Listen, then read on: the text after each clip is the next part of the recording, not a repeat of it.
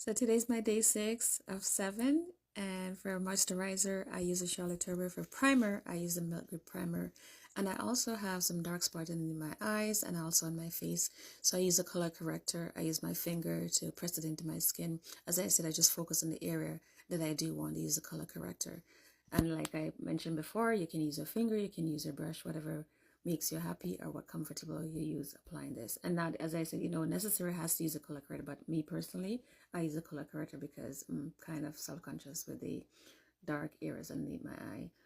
Followed by the color corrector, I use some nice clean brushes, and I wash them and they smell so nice. Yeah. So for foundation today, I'm going to use the Fenty foundation.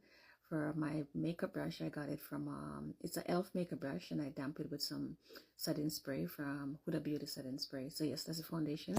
Color for Fenty foundation, I tend to wear a 440 in the between summer and winter, and in the event that it's too light, I tend to go 1 or 2 shades higher. For concealer, I'm using the Dior concealer underneath my eyes. You get very full coverage. Yeah, so I make sure I packed it on nicely. So make sure it's seamlessly, and I do not want to see those dark spots protruding through my makeup. I'm going to start off with my brow. Just brush them up nicely into the direction that I want. And the brow pencil, I got it from Shein. I think they were like $4. It works perfectly well for me and my budget. And yeah, it has two sides with that brush strokey thingy.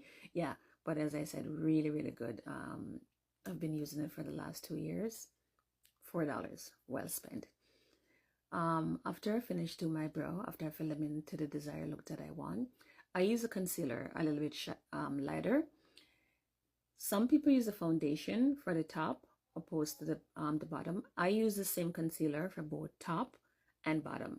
As I said, it's totally optional. Whatever you choose to use, the lighter at the bottom to give you like an highlight look, and you can use a foundation for the top of your eyes, for the top of the brow, to blend it with the skin. But either way, I blend it out nicely to make sure there's no demarcation. So I use the same concealer for both top and bottom. But like as I said, it's optional. There's no wrong or right way. It's whatever suits you best. The color theme I'm going for is very pinky, so everything's gonna be nice and pink. Yeah, I'm going pinked out today.